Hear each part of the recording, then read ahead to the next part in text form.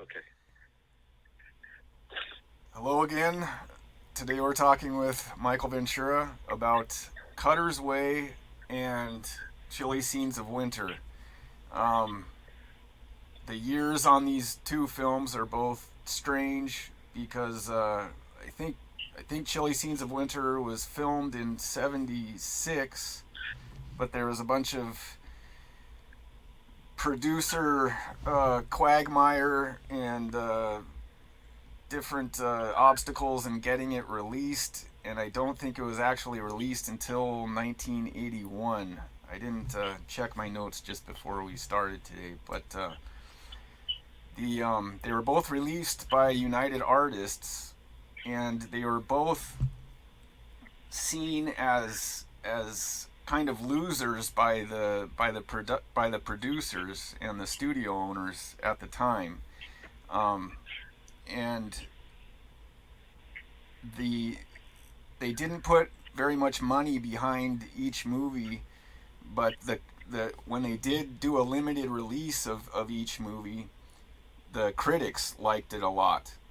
So at the time, there's all this turmoil going on in United Artists, and it's being bought by. It turns into transnational United Artists. It's bought by a whole different company, and they start a thing called United Artists Classics, and both films are released by United Artists Classics later on, like a year later or something. Um, which is just a strange. I didn't realize this similarity between the two films. I knew that about Chilly Scenes of Winter, but it wasn't until actually reading about the production of Cutter's Way that I saw this exact same thing happen to these same two films. Um, and it's also kind of due to the people that worked at United Artists Classics, who were people that had worked at United Artists through a period of time when United Artists was really releasing a lot of really kind of chancy experimental films by really good directors, and ended up coming out with probably some of the best films of the 1970s. Um, but also, both of these movies have John Hurd in them. I think Chilly Scenes of Winter, or no, I think Cutter's Way may have been, I'm not sure, may have been his first major movie performance. I may be wrong. It might be Chilly Scenes of Winter was. But I think it was Chili Scenes of Winter. yeah, because that was '76. Okay, yeah. Yeah. Because in Chili Scenes of researching Winter. this, it says Ivan Passer saw him in a Shakespeare in the Park performance and wanted him for for Cutter's Way. They were initially going to have Dustin Hoffman as playing the part of In Cutter's Way? Oh, thank God they didn't. yeah, playing the John Hurd part. Um, and and Robert Mulligan was going to direct it, Huh. which I thought was kind of interesting. Which is funny because when we were talking about SOB, Robert Mulligan plays the director who's trying to kill himself the whole time, which is strange. So yeah, Dustin Hoffman was going to play Alex Cutter, the John Hurd role, but Ivan Passer insisted when Robert Mulligan a scheduling conflict, I guess, happened, and he dipped out of directing it, and they got Ivan Passer, and Ivan Passer insisted on John Hurd for the role, and I think it's really an iconic role, and it's we can get into the Vietnam aspect of it. I wanted to say a little bit about Newton Thornburg, the guy who wrote the book Cutter and Bone that Cutter's Yeah. Way was taken Mm-hmm. from. Um, Newton Thornburg is not a very well known novelist, but a very he's not from California, but he wrote a few novels about California that were very deep, and really got into the sociology of California during this time. He wrote a book called To Die in California that had been optioned by Mm-hmm. Hal Wallace to be made into a film in the early 70s, but they never got around to actually making it. And it has a lot of similarities to Cutter's Way.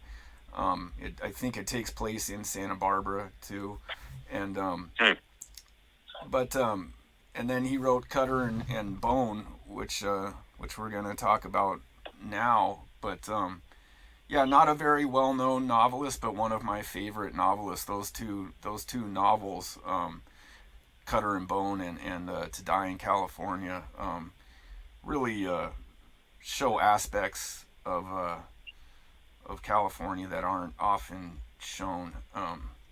So Like what? the conflict between the classes in California, and the real chasm between different classes in certain communities in California, and in places like Santa Barbara where they're like right next to each other, where there's this kind of servant class and then there's this super rich old money class. But anyway, so what did you think? You want to give me your take on Cutter's Way? Well, I found Cutter's Way. When I saw it in the theater ages ago, I liked it very much. And this time around, it was interesting. You have basically two stories. You have the story of Cutter, played by John Hurd, and you have the story of Bone, the intertwined story. That's one story, played by Jeff Bridges. And they are both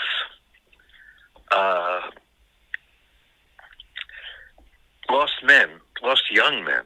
Now, with Cutter, he's been severely wounded in Vietnam. We can only imagine what he's seen, what happened to him, what he did, and he's been driven an interesting kind of crazy by his experiences. As he says at one point, the daily grind is what makes him drink. Tragedy, he wants to take straight.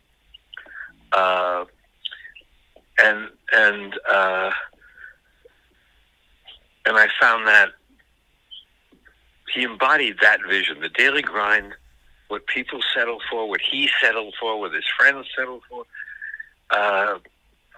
really makes him crazy. Give him some kind of action, some kind of tragedy, and he comes alive.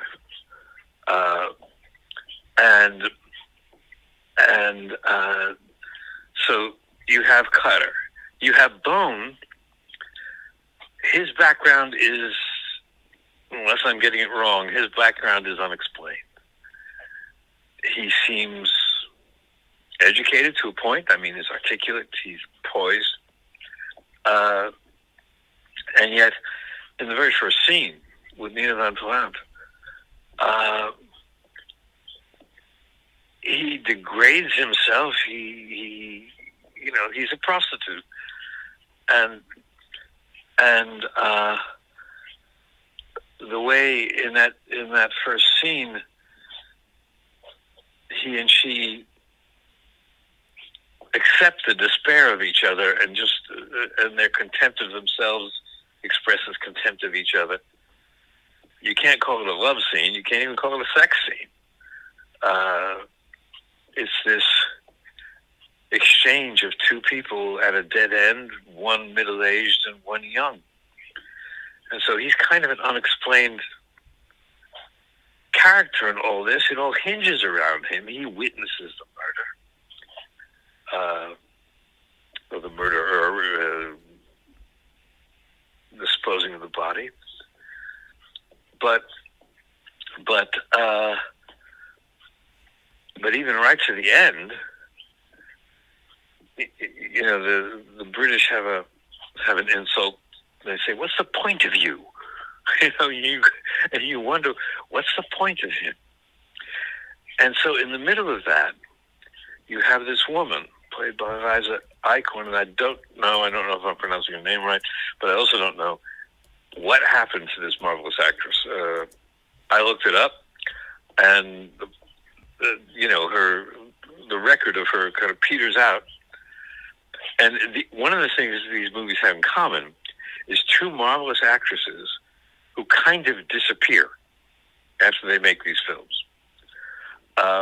They keep on working, but in little things that they're never in give the performances of which they're capable again. Liza Eklund and Mary Beth Hurt. But Liza Eklund, sorry. It's Eichhorn. Mispronouncing her name. In the middle of this, her story,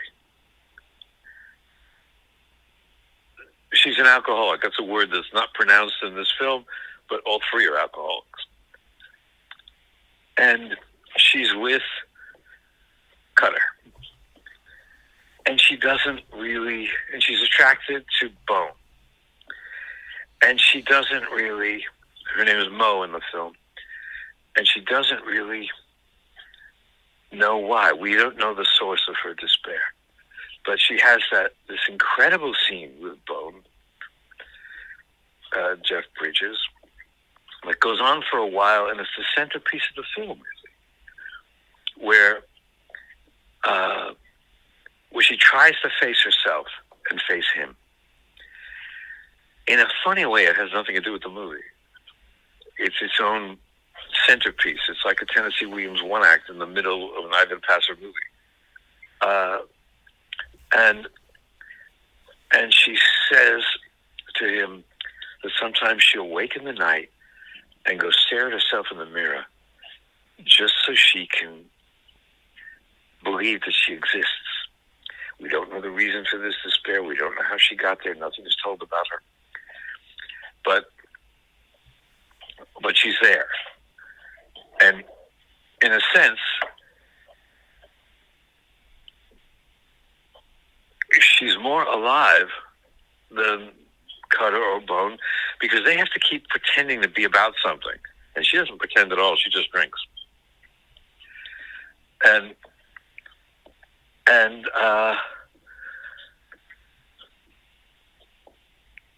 then she dies. And her death becomes the motivator for the ending of the film. But it's really, her story and their stories don't connect except in her death. She's just there, they're just there. And so the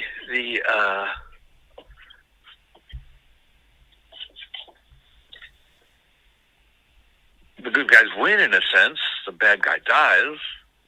Of course, two of the good guys die, Cutter and Mo. And yet, at the end of it, what do we have? I mean, for me, her performance in that middle, that kind of Tennessee Williams-like one act in the middle of the film, her staring at herself in the mirror just to prove to herself that she exists, is really what they're all doing, trying to prove to themselves that they exist. And the real mystery of the film, if I were going to write about it, the real mystery of the film is, why don't they believe they exist? Why are all three of them, how did it come about that all three of them don't really step beyond this sense of non-existence, except this moment when Liza Eichhorn's Mo character asks Jeff Bridges to stay with her while she sleeps. She knows he's not going to do it. He knows he's not going to do it, but he says he will stay with her. And she closes her eyes. He leaves very soon after. She opens her eyes. And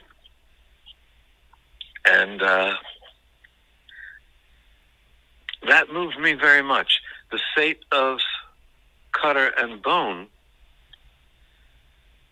didn't move me much. I wanted to shake them and say, "Wake the fuck up."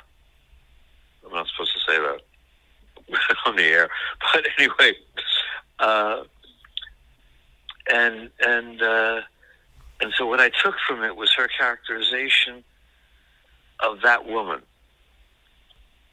and the who articulated her, who at least went so far as to articulate her sense of non-existence, which I thought in the character and in the actress was very brave. And something these films have in common, and it's weird, is both Liza Eichhorn and Mary Beth Hurt, so talented, basically disappear after they make this picture. John Hurd, he has these two, performances, really, no matter what you think of the characters. The actor, you go, this is a very gifted young man. And as he said in an interview I read, looking at the background of this film, these films, he said, as my father would say, I dropped the ball. His career goes down the chute. He makes a couple of interesting films, and he gets a paycheck being the father of Home Alone 1 and 2. But he does it. Whatever happened to him, I don't know. But occasionally I'd see him in minor roles in this or that film, and think, oh man, what happened to you?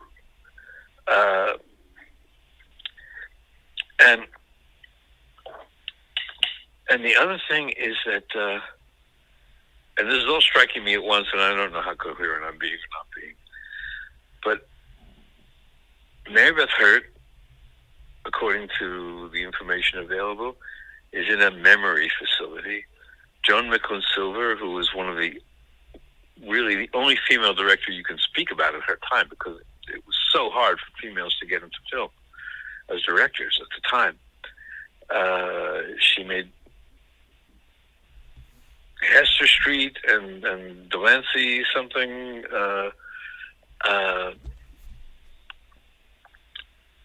And they were really good films, and she made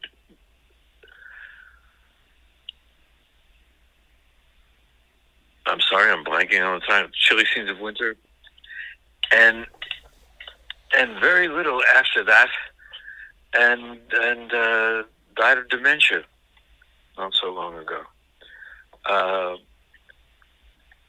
The survivor in these two films is Jeff Bridges, who went on to a brilliant career. So that was my Cutter's way. The whole time I'm going, you people, as people, are so much more than you're allowing yourselves to be. I'm talking about the characters in the film, not the actors. And we don't know what's blocking you. We can see that Cutter has had terrible experiences and has been badly wounded. And he doesn't behave like a cripple, not really. I mean, he gets around on all this stuff. He's very defiant and all that. But his experiences have, in a sense, blinded him to the present. And the daily grind drives him crazy, as he says. We don't know, as I said, about Bridges. Bone is I don't know if it's in the novel. We learn more. You can talk about that. But anyway, that's my stuff on Cutter's Way. What I take away from it is this woman trying to face herself in the night in what the play within a play, which really stands apart in a funny way from the movie. So what do you think? Just to start out, there's two things about the book that I should mention, and one of them is the opening line, which I think is one of the best opening lines of a book, and it's something like, it wasn't the first time I'd used a lady's razor, and it's the opening of that scene where he's in the room at the El Encanto with that lady, and Hmm. he's being a Jill. Hmm. But also in the book, um, Jeff Bridges' character is a guy who was an executive of a company in like Chicago or something, and he just leaves it all Hmm. behind and goes out to Hmm. California and becomes this kind of beach bum. But anyway, um, I think what you're saying about the the people looking at themselves as nothing, that relates to a big theme in this movie, where in I mean it's a very it's really a meditate part of this movie is a meditation on Santa Barbara itself and some other Hmm. California towns, which is a very prescient meditation now, which is in Santa Barbara you're literally living in the shadow of the rich. You're like, Hmm. if you're living in those flatlands, you're literally living in the shadow of the rich, and a lot of people are living off of their crumbs, which is Hmm. what Hmm. they're doing in this film, right? Like Yep. Yep. everything depends on what the rich in this town are going to throw to you from the mountains, in their Hmm. like gated communities, which is what California is becoming, in a very stark sense. Is there's going to be these gated communities in the mountains and along the coast, and then there's going to be the flatlands where all the people that serve them live. um, Hmm. and That's very true. so I think that, um, a big part of this movie is just a meditation on Santa Barbara itself, and he opens with the oh god, what is it called, the I forget what it's Yes, called. that parade. Yeah, the parade that they have every year where they celebrate like the Spanish history of Santa Barbara, Right. Right. and he kind of passer kind of notes the kind of grotesqueness of all that by showing the parade, and showing like the native people participating in it with these super rich people dressed as Spaniards, and Right. the obvious juxtaposition of that. Um, but there's that whole thing. There's that whole aspect of it, which I could go into a lot. But there's also, I think that it's a lot of this movie is about Vietnam and the effects of Vietnam, um, Hmm. and that's kind of worked out too by them kind of making a feudal kind of crusade against this really rich guy who's involved in the defense industry, and and so I think that that's a part of it too. But one thing that I Hmm. think about this movie and Chilly Scenes of Winter is it's baby boomers at a turning point. It Yes. both of these films are and I watched a kind of a panel discussion with a bunch of people that worked on Chilly Scenes of Winter, and they said this explicitly, that it was kind of like going from this period of going from this idealism into we've got to make money, like we have to Hmm. actually make a living.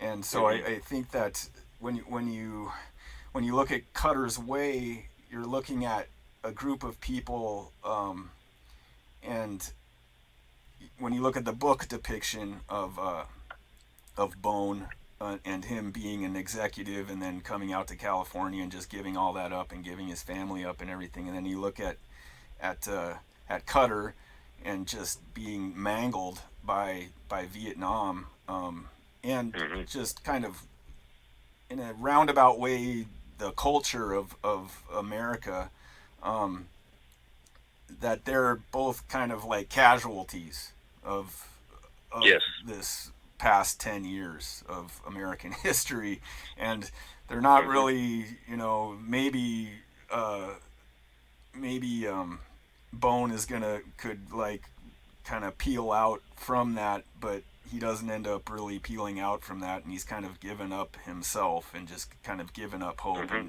and he kind of reiterates that in some of the monologues he does.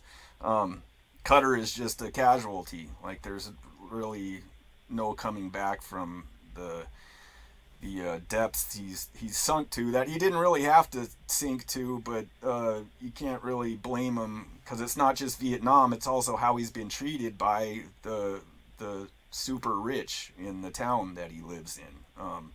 It comes Yes. out throughout the movie that his father was killed, or the guy who's looking over him that kind of adopted him, like tells them that his father was killed by this rich guy in a Right. business dispute earlier.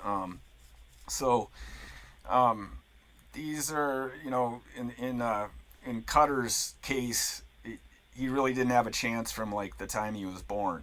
And as kind of like despicable but funny he is, you Yes. you Yes. kind of have to be look at him with a kind of, I don't know if I'd call it pity or mercy or something, but an understanding of why he is the Yes. way he is.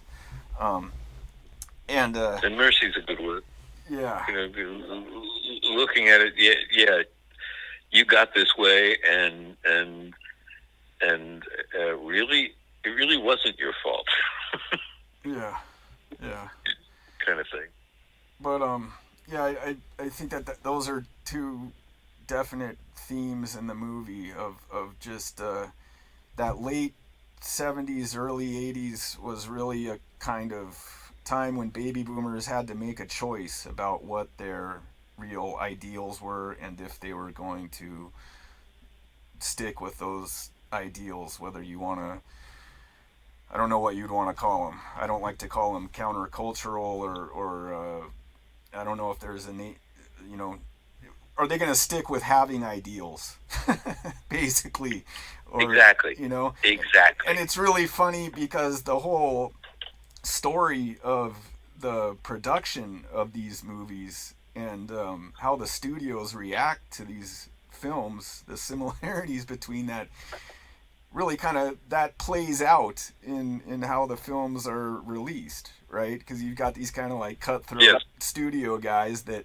you've got these really, heartfelt, kind of genuine movies.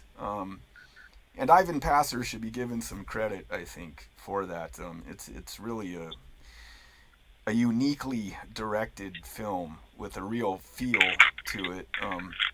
And partly because of the soundtrack too. But so both movies have this kind of, the studios have kind of given up on them, and it's only Mm-hmm. after getting some good reviews and some awards. I mean, I guess at the Houston Film Festival, like Cutter's Way just sweeps the Houston Film Festival. It Right. says here. I've never heard of the Houston Film Festival before, but anyway, I guess that was part of. Actually, once I was a judge at the Houston Film Really? Festival. Oh, wow. Cool. Yes. It just seems like kind of a funny place to have a film festival. Maybe that's why they had it there, But um, but anyway, yeah. So that whole the whole process of having these films released is kind of a testament to that conflict of idealism, and wanting to make a buck. Um, Yep. so and that's part of, I think that's part of Cutter's way too, is just that conflict of idealism and trying to make a buck, and that's part of the theme of the Mm-hmm. movie all the way through. The other woman Right. in this movie, I forget her name, but the sister of the victim is also a really good Oh, actress. right. Yeah. Yes. And yeah, let me see here. I shouldn't leave her out of this. And let me see. Alex, Ann Dusenberry.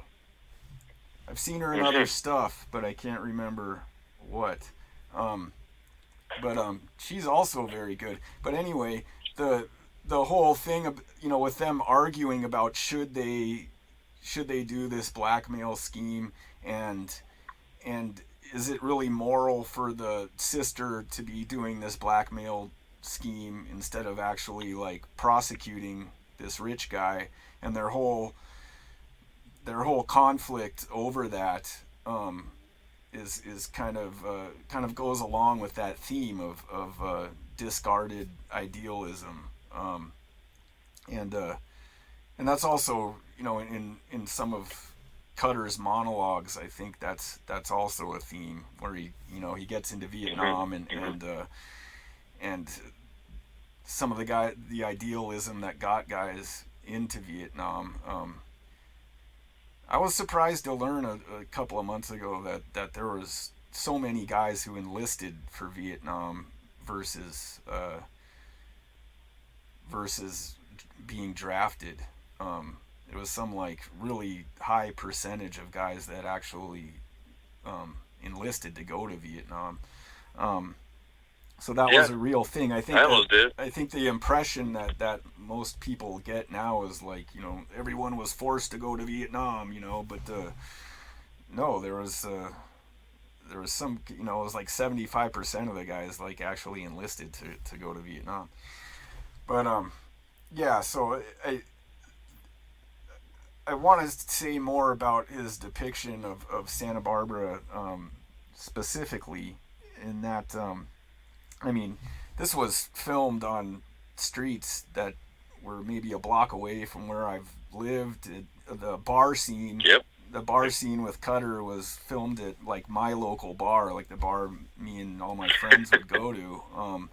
And he really got that whole thing, the relationship between the super rich and the just the average person in that town. He really got that very well, but it's also filmed at a time when you could still be an average person in a coastal town in Santa Barbara and survive.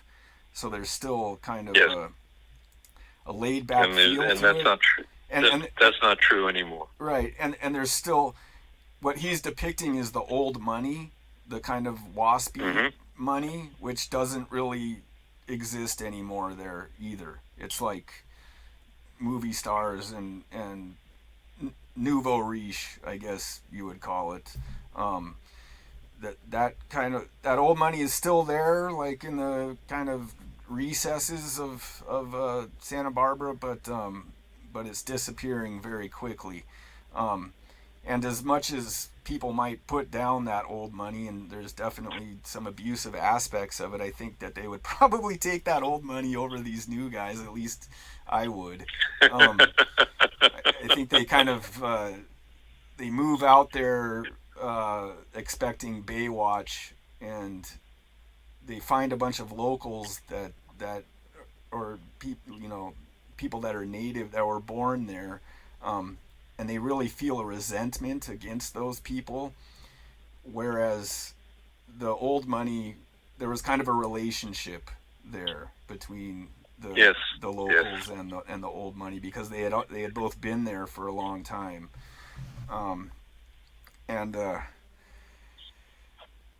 I mean, I could go on and on about the influence of the Catholic Church and all that too, and how that's kind of like faded away and is being replaced, and just but I think this movie really got that really well, and I think it was something that Ivan Passer kind of had to learn about and acclimate himself to, and I think it's really commendable the way that he really got that across in the film. Yes.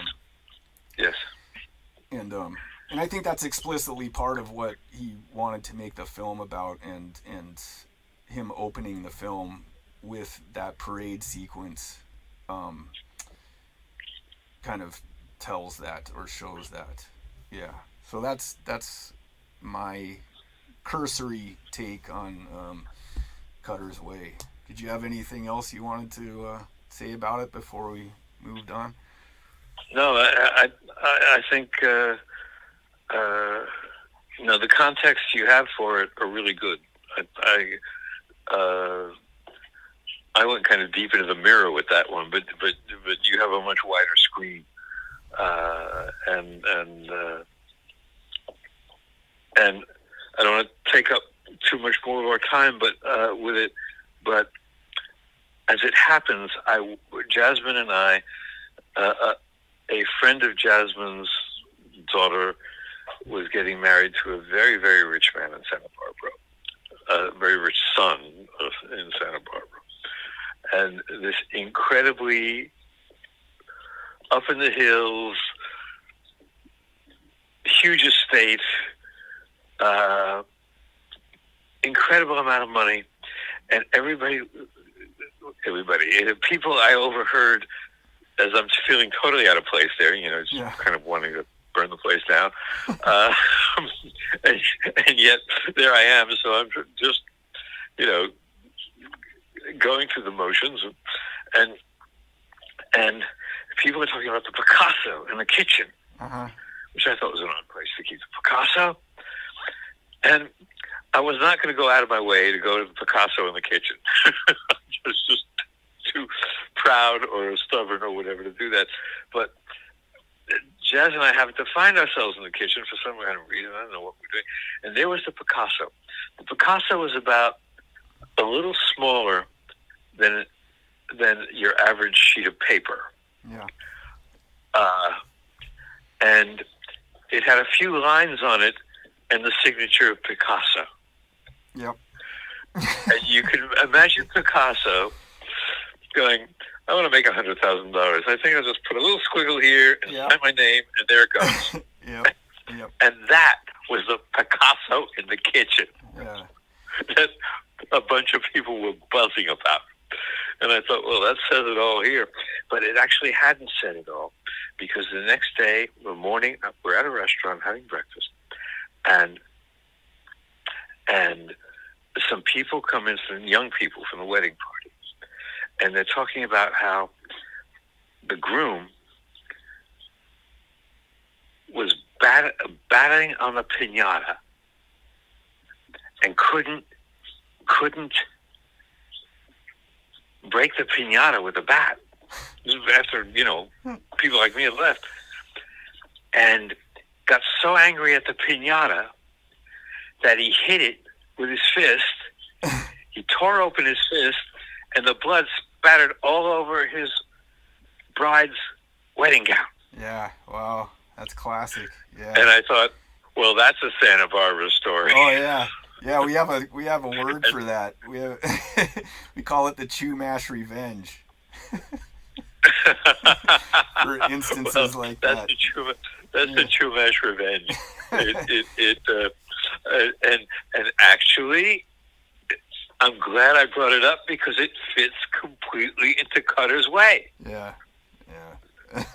Yeah, I'll tell you a story.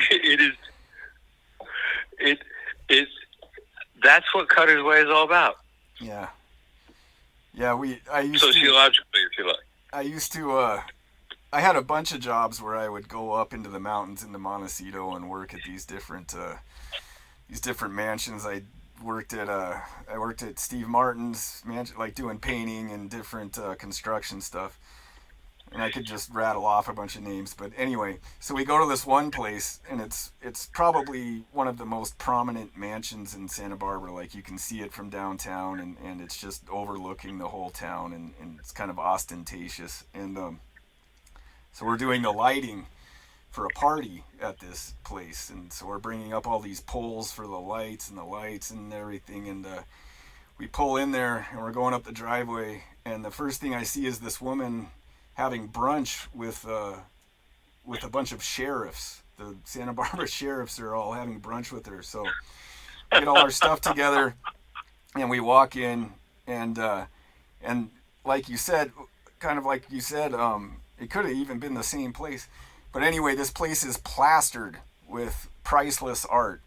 Just Renoirs and just Baroque period. There's stuff from like Pharaoh's tombs and just any, Picasso's, pretty much every genre and era you can imagine. But it's kind of like plastered on the walls in it's like they just put it on the walls for show kind of thing, like we have this kind of thing. It was funny because they had this square room, and it was probably like a 10 by 10 room, and in the middle of the room there was a spiral staircase to get to the roof, and I had to go to the roof to put these 8-foot poles up and put lights on them. So on the walls surrounding the spiral staircase, there's all this priceless art, and so I have to carry these 8-foot poles up a spiral staircase in this like 10 by 10 room without Yeah. hitting the freaking paintings on the side of the wall. I had to do this with like 16 poles. Okay, so that's one part. But then, so, all day I'm, like I'm an actual art fan, or, whatever you want to call it. I've been Right. going to art museums since we used to go to art museums together, and, Right. I actually enjoy art, not in a superficial sense, and so all day, I'm just kind of trying to do my job and just being blown away by what they have there, and just kind of feeling like, this is so Kali Yuga that these people that don't even appreciate the art have it, and so Yes. Yes. at the end of the day, we're leaving, and we're passing all these garages where they've got like Bentleys and Jaguars and everything, and old classic cars that are really beautiful. And the last garage is the Charger from Dukes of Hazzard.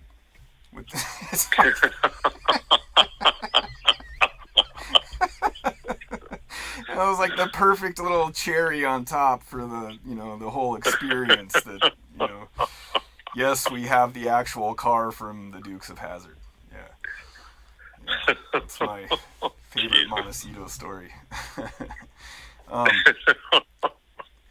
Okay, well, why don't you tell me what you thought about Chilly Scenes of Winter, and we'll get into that. Well, again, and there, I found two different stories about his production on the internet. Yeah. One on Wikipedia and one on IMDb, and they both contradicted each other. So who knows about that? But it takes place in Salt Lake City. It was shot entirely in Salt Lake City, apparently. No, and, I think the interiors were shot at MGM, I think. Right, the exteriors were shot in Salt Lake City. Yeah. I had to spend once 3 days in Salt Lake City. Weekdays in Salt Lake City, you walk downtown, and it's like a Sunday anywhere else. It was weird. Very strange place. Yeah. Why people would stay there, I don't know. And again, you have people who appear to be intelligent, full of life, and they're spinning in circles. And I had the sense of characters who don't ask any questions. I mean, Liza Eichhorn's character, Mo, in Cutter's Way, questioned it all. Maybe Cutter and Bone didn't, but she did. And you have Mary Beth Hurt's character, and she doesn't like, she's even repelled by the way the John Hurt character loves her. She says, I'm an ordinary human being. I'm nothing more than that. And this exalted vision you have of me, I can't stand it. And is his vision exalted? She's beautiful, she's lively, she's funny. That's all he wants. He's not making more of it than it is. And he really wants it. We don't know what she really wants. At first we see her, and she is very responsive, very alive. And then the more he asks her to be that, wants her to be that, the more she turns off. Until finally he gets to the place where he can say, look, I can't do this forever. Yes or no? And she doesn't say anything. And the last we see of him, he's running really fast. He was running. I've never been able to run that fast. Uh, and then he stops running and takes a breath, freeze cut, and the credits roll. And I thought, what just happened? And yet, in their scenes when they're together, they're both very much alive. And that's what I take from the movie. I you know, as I said before, Joan Micklin Silver, the director, and it was edited by a woman which you almost never saw back then. And Joan Micklin Silver was the only woman who was getting anything directed back then, practically. And I went, and she wrote the script from an Ann Beattie novel. And I went, what about this attracted her? How did she get it made? And it doesn't surprise me that the studio didn't know what to do with it.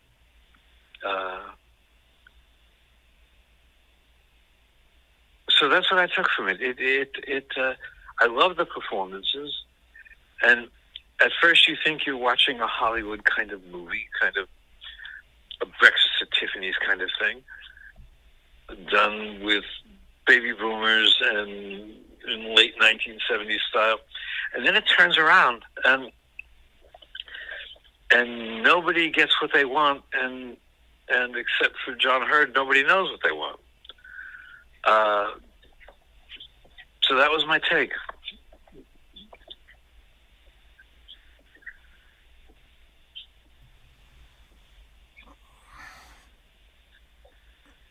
Yeah, trying to collect my thoughts here. One of the things that really struck me about this movie is that it's from a novel by a woman, and it's directed by a woman, and it's edited by a woman. And this is a movie that would not get released now. Like, there's no freaking way it would get released now. And one of the things that really struck me about it is that a woman knew that deeply what a man thinks when they're going through a breakup. That kind of like struck me about it, that Ann Beattie could intuit all that. Yes. And it kind of opened a new dimension. And the thing is that makes it hurt all the more when that woman understands like what you're doing, like that like when they're meeting, he goes to meet her after she's gone to be with this other guy, and he's waiting in his car, and she shows up and she's sick, and he says, "Oh, you shouldn't have shown up because you're sick, like you shouldn't have come." And she says, "Well, I knew you'd be waiting here for hours if I didn't show up." Like that's right. Like when you're going through a breakup and a woman says that to you, it's just like it throws a spear right through your heart, like that. Yep, exactly. Because she's showing that she does understand you, right? And it's like, yep, here's this woman that understands me, but we're going through this breakup. Yeah. And as a breakup film, I think it's probably like I can't think of a better breakup film than this one. It really, it's not a superficial movie about that, and showing the kind of on the verge of psychoticness obsession that this guy develops about her, and talking to her when she's not there, and stalking her and hanging out outside her place. I mean, it's a little more than the average guy is gonna do. Like, he's not gonna build a model of her house and stuff like that. But or try to hustle her husband, or right, yeah. But those are things that go through your mind, right? Like Yep. those are Yep. those are thoughts you have. Let's be honest, right? Yep. Like just most guys Yep. don't, they can restrain themselves and be civil. So he's but Well, most guys just don't have the nerve to go oh through with it. well What they that think too. about. Yeah. Thank God they don't have the nerve. Yes, really. But so I think that aspect of the movie is yeah, I can't think of another movie that does that whole thing that well. And That's true. That's true. and then showing it from the woman's side too, where you would think the constant harassment by this guy is gonna like push her away more, and she'd get like a restraining order. Like that would be like the sane thing to do, but Hmm. she still loves him. But there's all these conflicts that the woman is having too, and it gets really into her psychology of what she's going through, how she feels about herself, her lack of self-esteem and confidence in Hmm. herself. And she's kind of realizing, I think, through the movie that she has to have that self-esteem and self-worth without a man giving it to her, or Exactly. with trying to do that, but at the same time feeling this pull to be a homemaker, and to have a family, Hmm. this like natural pull to be a mother and have a family and do that, and all the conflicts that are going through her mind through this breakup. And there's the whole subplot too of his mother and her husband and his sister, and that whole part that I thought was really interesting as well. Well, that's another. I didn't know that Gloria Graham was still alive then. Yeah, But the yeah, weirdest thing was Jasmine and I watched The Bad and the Beautiful maybe 2 weeks ago, yeah, yeah, and that was Gloria Graham almost 30 years yeah. before. That's right. I forgot about that. She And was in Bad and Beautiful. We just did and that last time. Yeah. and she looks better Yep. than she did 30 years ago. Yeah, she looks great. And you're seeing, they show a lot of her, so to speak, and she's not sagging anywhere. I mean, that you can't do that with plastic surgery. she's not. She's not. You know, she looks incredible, Yeah. and it's 30 years later. Uh, and she. The first thing I got when the credits rolled, I went, Gloria Graham. Gloria Graham is in this, because she was such an interesting actress, and then she disappeared. And I didn't know, as I said.